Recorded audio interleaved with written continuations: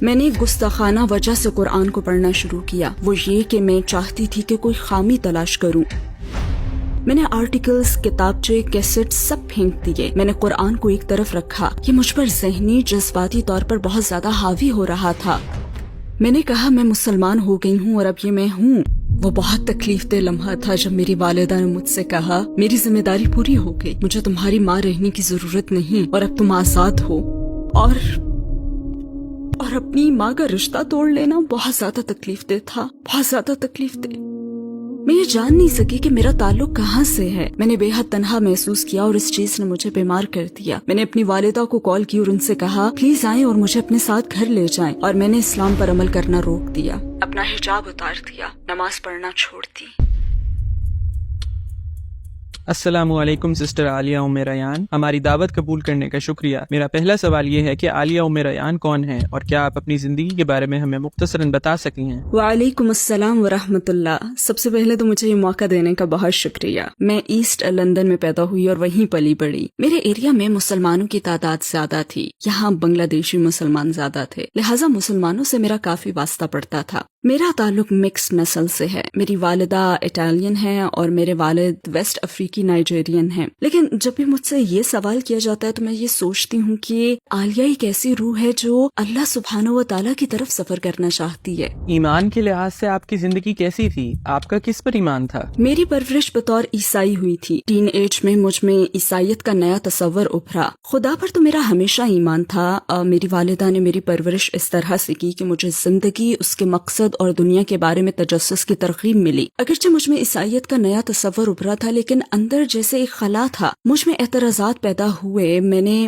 بہت ہی کم عمری میں عیسائیت کے بنیادی عقائد پر اعتراض کیا، اور شاید جذباتی اور روحانی طور پر اس عقیدے پر یقین کے باوجود عقلی طور پر مجھے پسند نہیں آیا، لہٰذا آخر میں نے اسے چھوڑ دیا۔ میرے والد کا بیک گراؤنڈ بہت زیادہ دلچسپ تھا کیونکہ وہ پیدائشی مسلمان تھے، میرے دادا مسلمان تھے، اور میری پیدائش سے بہت پہلے جب میرے دادا کا انتقال ہوا تو میرے والد نے اسلام چھوڑ دیا، اور جب وہ لندن میں میری والدہ سے ملے تو اس وقت وہ مسلمان نہیں تھے، لہٰذا میری پرورش کبھی بھی اسلام پر نہیں ہوئی۔ اسلام کسی صورت میں موجود نہیں تھا، وہ مسلمان نہیں رہے تھے۔ کس چیز کے باعث آپ نے اپنے عقائد پر سوالات اٹھائے؟ مجھے اپنی والدہ کے ساتھ چرچ جانا یاد ہے۔ میں چرچ جایا کرتی تھی اور روحانی اور جذباتی طور پر اس سے بہت زیادہ اطمینان ملتا تھا، لیکن میرے ذہن میں سوالات تھے۔ میں ان کے خدا کے کانسیپٹ کو سمجھ نہیں سکی۔ میں سمجھ نہیں سکی کہ ناؤز باللہ وہ کیسے ایک انسان کی عبادت کر سکتے ہیں۔ وہ ایک انسان تھے، میری ہی طرح کے ایک انسان، اور میں عقلی اور ذہنی طور پر یہ بات نہیں سمجھ سکی کہ میں ناؤز باللہ کیسے کسی دوسرے انسان کی عبادت کر سکتی ہوں۔ لہٰذا میں نے اس پر اعتراض کیا، اور مجھے یاد ہے کہ ایک دن میں نے چرچ کے پادری سے بات کی۔ میں نے ان سے یہی سوال کیا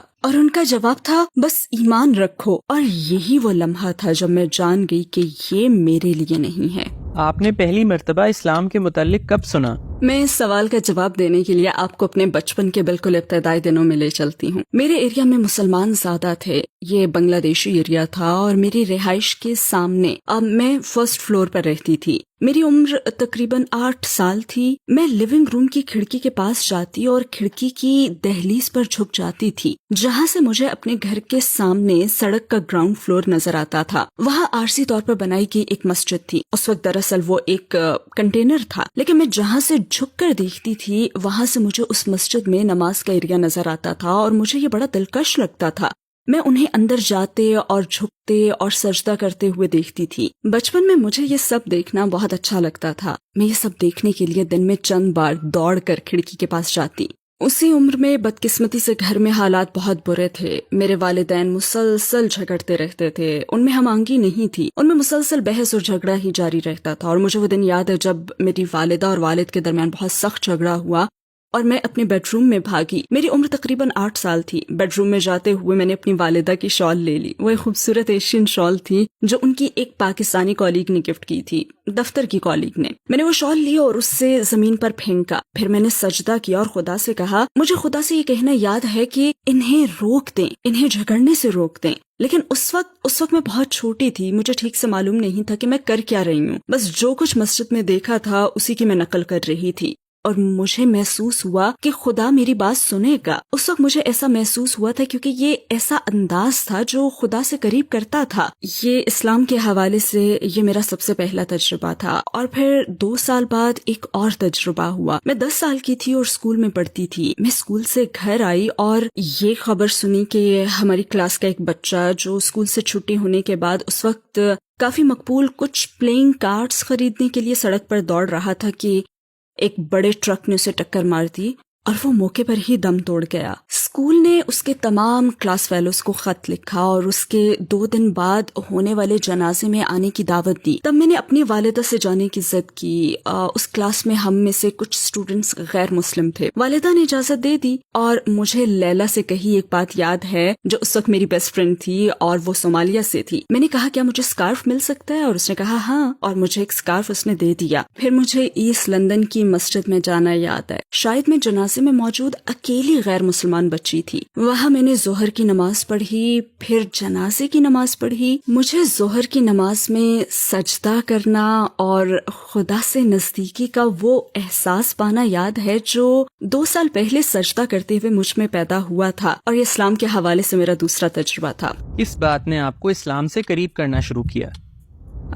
گھر میں حالات بدتر ہو گئے بلکہ بدترین. گھر میں بے پناہ ڈومیسٹک وائلنس تھا. میں اس کا جذباتی اور ذہنی اثر لے رہی تھی اور سبحان اللہ پھر اللہ نے ایک بچی کو مجھ سے ملا دیا. وہ سیکنڈری اسکول میں میری کلاس فیلو تھی اور کلاس کی تمام مسلمان لڑکیوں میں سے صرف وہی اسلامی تعلیمات پر عمل کرتی تھی. باقی لڑکیاں بہت کلچرل تھیں لیکن وہ اسلام پر بہت زیادہ عمل کرنے والی تھی اور وہ بھی گھر میں میری طرح ہی کے تجربے سے گزر رہی تھی. لیکن اس کے والدین کے درمیان معاملہ میرے مقابلے میں کہیں زیادہ خراب تھا. اس کی والدہ سبحان اللہ گھریلو تشدد کا شکار تھی. انہیں روزانہ مارا جاتا تھا اور اس کے باوجود وہ پرسکون تھی, وہ امن میں تھی. اور مجھے اس سے یہ کہنا یاد ہے کہ تمہارے گھر کے حالات مجھ سے کہیں زیادہ برے ہیں, میں ٹوٹ کر بکھر رہی ہوں لیکن تم سکون میں ہو. یہ سب کیسے ہے؟ تم یہ سب کیسے برداشت کر رہی ہو کیونکہ میں تو اس کا بہت زیادہ اثر لے رہی ہوں. تب اس نے کہا تھا کہ یہ میرا ایمان ہے جو مجھے اس پریشانی سے نکالتا ہے. تب ظاہر ہے میں مسلمانوں کو جانتی اور سمجھتی تھی لیکن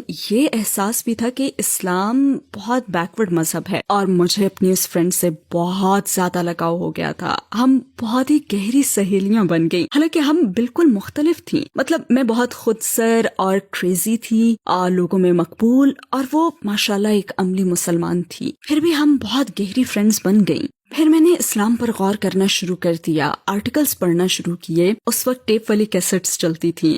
میں نے قرآن کو پڑھنا شروع کیا صرف ایک گستاخانہ وجہ سے, وہ یہ کہ میں چاہتی تھی کہ اس سے بچانے کے لیے اس عقیدے میں کوئی خامی تلاش کروں کیونکہ میں سمجھتی تھی کہ حجاب غلط ہے. میرے خیال میں یہ اسے ایک کامیاب کریئر, ایک کامیاب زندگی سے پیچھے رکھے گا. مجھے لگتا تھا اور ویسے بھی اس علاقے میں پرورش پاتے ہوئے میں نے دیکھا بھی تھا کہ مرد 2 میل آگے ہی چل رہے ہوتے تھے اور ان کی بیویاں پیچھے پیچھے چلتی تھیں. تو مجھ میں اس طرح کے من گھڑت تصورات تھے اور یہ بات دلچسپ بھی تھی کیونکہ ایک طرف میں یہ دیکھ سکتی تھی کہ اس مذہب میں کوئی تو بات ہے جس نے اس لڑکی میں اتنا سکون بھر دیا ہے اور دوسری ہی طرف اس مذہب سے یہ محدود ہو رہی تھی. اب یہ اسے دبا دیتا, یہ اسے زندگی میں آگے بڑھنے نہیں دیتا. تو ہم نے اس پر گفتگو کرنا شروع کی. ہم باقاعدگی سے بات کرتے تھے اور وقت گزرنے کے ساتھ ساتھ میں قائل ہوتی گئی کہ اسلام ہی سچا دین ہے اور اس بات نے مجھے خوفزدہ کر دیا کہ میں قائل ہونے لگی ہوں. میرا دل بدلنے لگا, میری سوچ بدلنے لگی. میں کوئی خامی تو نہیں ڈھونڈ سکی لیکن صرف ایک ہی چیز پا سکی اور وہ زندگی گزارنے کا ایک مکمل انداز تھا. مجھے قرآن میں اگر ملے تو سائنسی ثبوت, اپنی ریسرچ میں مجھے کچھ ملا تو وہ تھا قرآن کا علمی معجزہ, اس کے علاوہ اور کچھ نہ تھا. اور اس چیز نے مجھے خوفزدہ کر دیا کیونکہ اگرچہ میں اس وقت بہت چھوٹی تھی لیکن میں ہمیشہ سے ایک ایسی لڑکی ہی رہی ہوں کہ اگر کسی چیز کو اپنا لوں, کسی چیز کو چن لوں تو پھر اسے اپنا 150% دیتی ہوں. میں یہ جان گئی تھی کہ میں بدل رہی ہوں اور میں قائل ہونے لگی تھی کہ مجھے اپنی زندگی بدلنی پڑے گی اور اس بات نے مجھے خوفزدہ کر دیا تھا. کون سی چیز آپ کو اسلام قبول کرنے سے روکتی رہی اور بالآخر آپ مسلمان کیسے ہوئی؟ خوف مجھ پر غالب آ گیا تھا. اس وقت مجھ پر اتنا خوف طاری تھا کہ میں نے اپنے دوستوں سے بھی تعلق ختم کر لیا. میں نے آرٹیکلز, کتابچے, کیسٹ سب پھینک دیے. میں نے قرآن کو ایک طرف رکھا. یہ مجھ پر ذہنی جذباتی طور پر بہت زیادہ حاوی ہو رہا تھا. میں اپنے ایمان سے خوفزدہ تھی. میں اس بات سے خوفزدہ تھی کہ مجھے اپنی زندگی بدلنی پڑے گی. میں یہ نہیں کہتی کہ مجھے اپنی زندگی سے بے حد پیار تھا، لیکن میں آزاد تھی، اور اپنی آزادی کو ختم کر دینا بہت زیادہ خوفزدہ کرنے والی چیز ہے، خصوصاً جب آپ کو معلوم ہی نہ ہو کہ آپ اس سے کیا پائیں گے. مگر اب مجھے معلوم ہے کہ میں نے کیا پایا ہے، تو اس وقت میں نے اس سے تعلق توڑ لیا اور بس اپنی زندگی جیتی رہی. پھر مجھے اپنے ایگزامز کی تیاری یاد ہے. وہ ایک ویکنڈ تھا اور میں اپنے ایگزامز کی تیاری کر رہی تھی، لیکن پتہ نہیں کیوں میری توجہ بھٹک رہی تھی. میں سوچ رہی تھی تو بس اسلام کے بارے میں، اپنی جانی گئی چیزوں کے بارے میں. ایسا لگتا تھا کہ ان سوچوں نے مجھ پر بمباری کر دی ہو. یہ سوچیں قرآن میں سائنسی ثبوتوں، خدا کے وجود، نبوت کے ثبوت کے بارے میں تھیں، اور لگاتار ایک کے بعد دوسری سوچ. پھر میں چہل قدمی کے لیے اپنی رہائش گاہ سے باہر آ گئی، کچھ دیر سکون کا سانس لینے کے لیے. میں سڑک پر آئی جسے روزانہ پار کرتی تھی. میں وہاں کھڑی گرین مین اشارے کا انتظار کرنے لگی. پھر گرین مین اشارہ آیا، لوگ سڑک پار کرنے لگے، لیکن میں نہ کر سکی. مجھے لگا جیسے میرے پاؤں زمین سے چپک گئے ہوں، اور دماغ میں یہی سوچ تھی کہ اگر میں یہ سڑک یا کوئی بھی سڑک پار کروں اور مجھے کار ٹکر مار دے اور میں یہ جانتے ہوئے مر جاؤں جسے میں بخوبی جانتی ہوں، تو اس کا مجھے کیا فائدہ ہوگا. اور یہ خیال مجھ پر طاری ہو گیا. میں اس کی گواہی کیوں نہیں دے رہی جو پہلے ہی میرے دل میں سما چکا ہے. میں کسی طرح گھر واپس آئی، اپنی دوست کو کال کی. اس نے فون اٹھایا، میری آواز سنی، اور میری آواز سن کر وہ بہت خوش ہوئی. میں نے اسے کہا کہ میں ایمان لے آئی ہوں اور اب مجھے کلمہ پڑھنا ہے. وہ ویکنڈ تھا اور پیر کے دن میں نے کلمہ پڑھ لیا، الحمدللہ. آپ کے قبول اسلام پر آپ کی فیملی کا کیا رد عمل تھا؟ اس وقت ایک انتہائی دیوانی اور پرجوش نوجوان لڑکی ہونے کے ناطے میں نے اپنی والدہ کو یوں بتایا کہ گھر پہنچی، دروازہ کھٹکھٹایا، اور جب انہوں نے دروازہ کھولا تو میں حجاب میں تھی. اس طرح بتانے کا فیصلہ اچھا نہیں تھا. بس یہی کہوں گی کہ یہ فیصلہ اچھا نہیں تھا. انہوں نے کنفیوز ہو کر مجھے دیکھا اور میں نے کہا ہاں میں مسلمان ہو گئی ہوں اور اب یہ میں ہوں. انہوں نے سوچا کہ یہ وقتی ابال ہے، الحمدللہ، اور اس وقتی ابال کو اب 24 سال ہو چکے ہیں الحمدللہ. اور اس کے بعد حالات بہت زیادہ مشکل رہے. میں نے فیملی کھو دی، دوست کھو دیے. میں اتنی کم عمری میں بالکل تنہا رہ گئی. مسلمان ہونے کے بعد شروع کے چند سال بہت مشکل تھے. مسلمان ہونے کے بعد آپ کو کون سے بڑے چیلنج کا سامنا ہوا؟ میری اپنی والدہ کے ساتھ تعلق ختم ہو گیا تھا. اس دوران کافی سارے واقعات ہوئے تھے. انہوں نے کسی اور سے شادی کر لی تھی اور وہ شخص اسلام سے نفرت کرتا تھا. وہ میرے خلاف ہو گیا. اور مجھے یاد ہے 17 سال کی عمر میں وہ بہت تکلیف دہ لمحہ تھا جب میری والدہ نے مجھ سے کہا، میں 17 سال کی تھی، انہوں نے مجھے دیکھ کر کہا میری ذمہ داری پوری ہو گئی، مجھے تمہاری ماں رہنے کی ضرورت نہیں اور اب تم آزاد ہو. وہ انتہائی مشکل وقت تھا. اس عمر میں آپ کو فیملی کی ضرورت ہوتی ہے اور اپنی ہی ماں کا رشتہ توڑ لینا بہت زیادہ تکلیف دہ تھا، بہت زیادہ تکلیف دہ.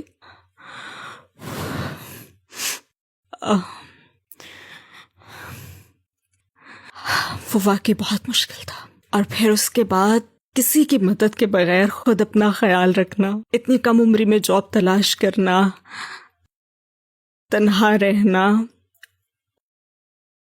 اور اس وقت میں ایسی بے شمار دوسری مشکلات سے میں گزری جو بالکل ذاتی نوعیت کی تھیں، اور فیملی کی سپورٹ کے بغیر یہ سب انتہائی مشکل تھا. میں تنہا جی رہی تھی. میں نے ایک مخصوص گروپ کے ذریعے اسلام قبول کیا تھا، ایک اسلامی گروپ کے ذریعے، جسے بعد میں نے چھوڑ دیا. اور پھر میں بالآخر دوسری انتہا پر چلی گئی. یوں ایک انتہا سے دوسری انتہا پر جاتی رہی. اگرچہ یہ سب کچھ میری فیملی کے ساتھ ہو رہا تھا، لیکن میں نہ جان سکی کہ میرا تعلق کہاں سے ہے. اور میں نئی بھی تھی. مذہب کی منتقلی، شناخت کے مسائل جن سے آپ بطور نو مسلم گزرتے ہیں، تو مجھے اپنی فیملی نے قبول نہیں کیا. بس ایک اسلامی گروپ سے دوسرے اسلامی گروپ میں گئی، دونوں طرح کی انتہاؤں کے درمیان ڈولتی رہی، لیکن میں یہ نہیں جان سکی کہ میرا تعلق کہاں سے ہے. میں بے پناہ تنہائی کا شکار تھی اور اس نے مجھے بیمار کر دیا. پھر میں نے ہسپتال سے اپنی والدہ کو کال کی اور ان سے کہا کہ پلیز آئیں اور مجھے اپنے ساتھ گھر لے جائیں. میں نے اسلام پر عمل کرنا بھی روک دیا، اپنا حجاب اتار دیا، نماز پڑھنا چھوڑ دی. میں نے مسلم کمیونٹی سے خود کو دور کر لیا. لیکن میں تب بھی اپنے ایمان پر قائم تھی، اور شاید اس کی وجہ یہ تھی کہ میں عقلی طور پر قائل ہونے کے بعد مسلمان ہوئی تھی، اور اس کی وجہ بس یہی تھی کہ وہ آزمائشیں میری برداشت سے باہر ہو گئی تھیں. آپ نے اسلام پر دوبارہ عمل کیسے شروع کیا؟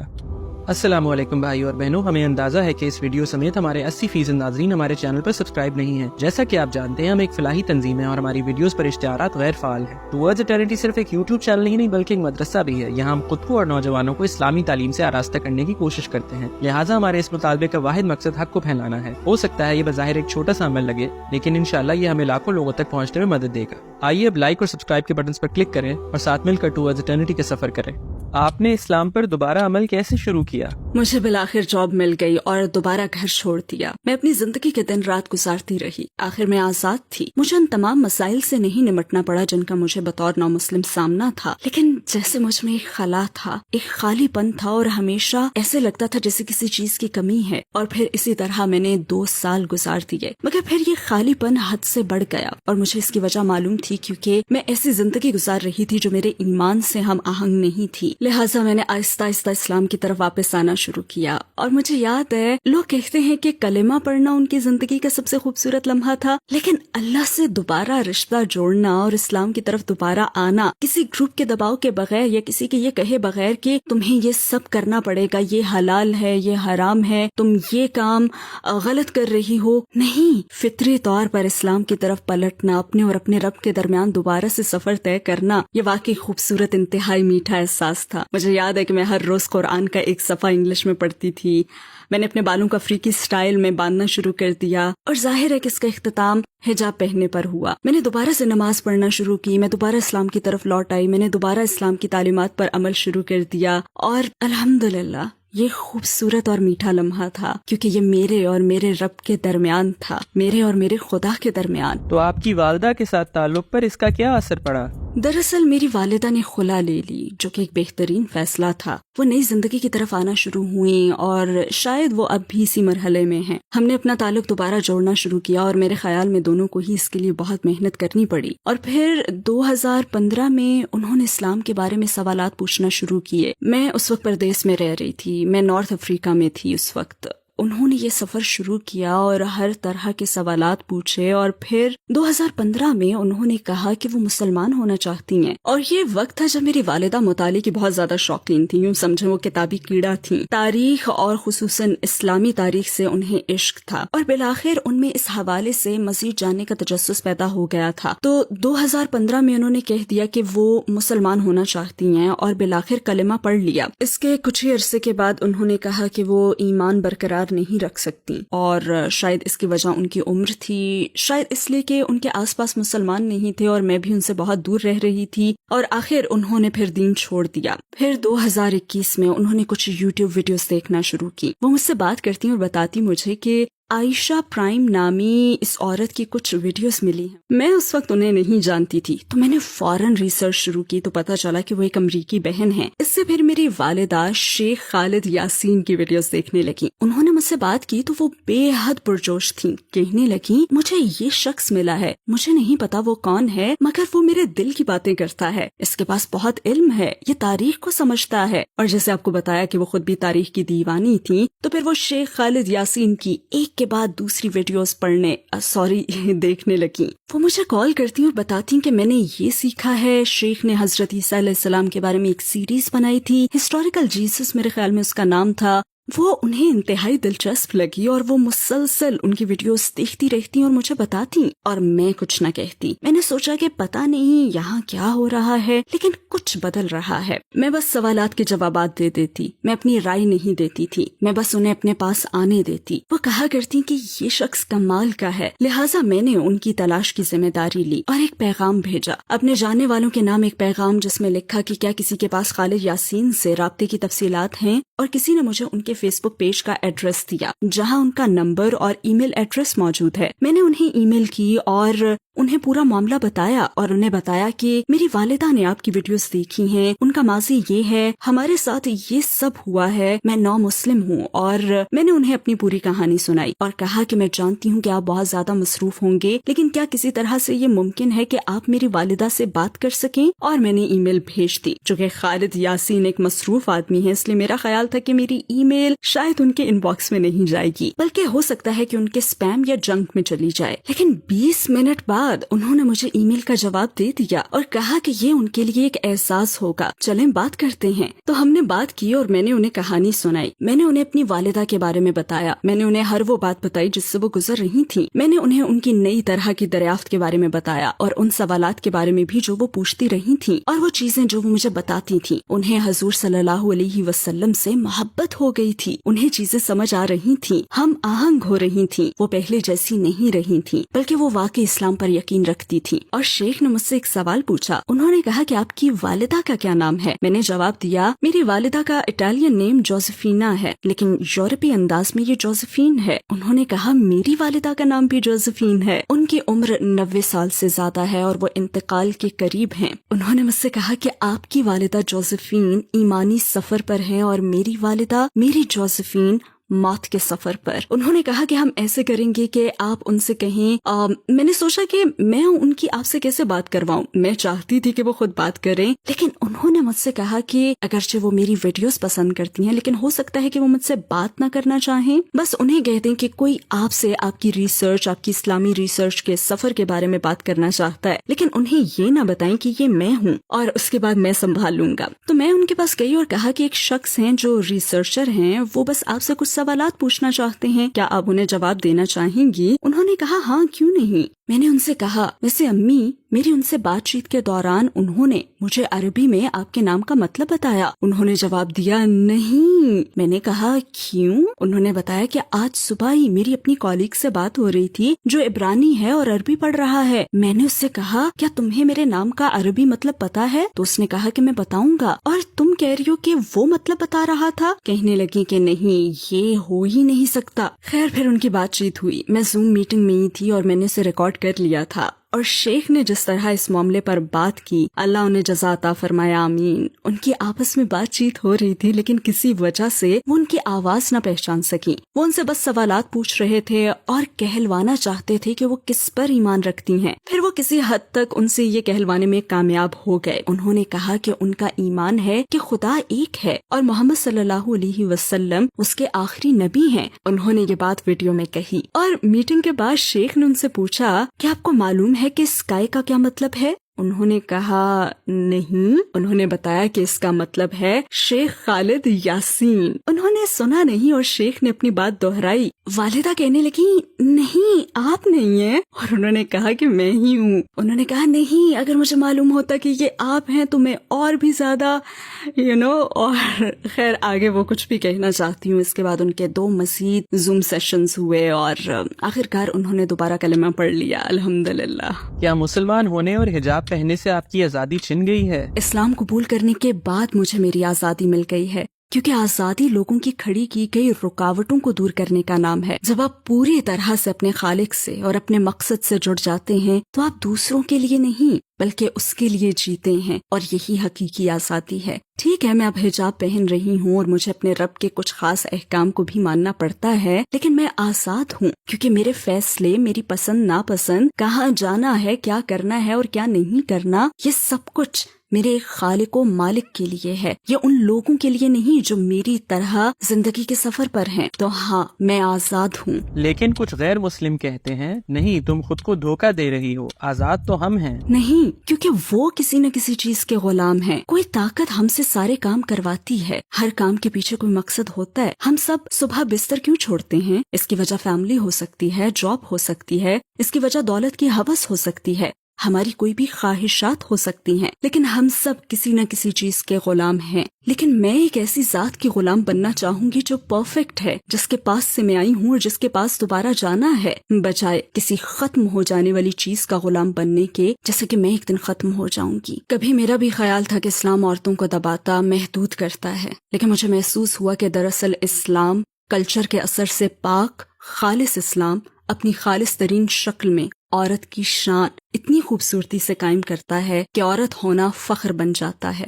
حضور صلی اللہ علیہ وآلہ وسلم کے صحابی نے جب سوال کیا میری محبت کا سب سے زیادہ حقدار کون ہے، تو آپ صلی اللہ علیہ وسلم کا جواب کیا تھا؟ تمہاری ماں۔ آپ نے دوبارہ جواب دیا تمہاری ماں، تمہاری ماں۔ اللہ سبحانہ و تعالی نے خود اور پھر اپنے نبی پاک صلی اللہ علیہ وآلہ وسلم کے ذریعے شریعت میں عورت کو جو حیثیت، تحفظ، सपोर्ट और मकाम अता किया है, उससे जाहिर होता है कि औरत एक हीरा है, सच्चा और हकीकी हीरा। जब मैं सोचती हूँ कि अगर अल्लाह सुब्हानहू व तआला की तरफ से मुझे हिदायत न मिलती तो आज मैं कहाँ होती, अगर जिंदा होती तो बेनामो निशान होती। नींद से जागना मुझे समझाता है कि मेरी जिंदगी का मकसद है, मेरे वजूद की अहमियत है, और इसी से मैं अपनी कद्र कीमत को अपने रब के साथ जोड़ती हूँ। ऐसा करते हुए मुझे इदराक और एहसास होता है कि इस्लाम में औरत आजाद है, उसे इज्जत, सपोर्ट, तहफ़्फ़ुज़ हासिल है और उसे एक आला हैसियत दी गई है। अगर आपको दुनिया के तमाम गैर मुस्लिमों से बात करने का मौका मिले तो आप इन्हें 1 मिनट में क्या कहेंगी? मैं उन्हें बताऊंगी कि रोजमर्रा की जिंदगी के पीछे कोई मकसद जरूर है, ये मामूल की जिंदगी ही सब कुछ नहीं है, और अगर आपके ख्याल में यही सब कुछ है तो फिर हर एक के सामने एक अफसोसनाक तरीन नतीजा आएगा, क्योंकि ये जिंदगी एक रोलर कोस्टर है। ये आजमाइशों, मुसीबतों, मुश्किलों से भरपूर है, ये नाइंसाफी,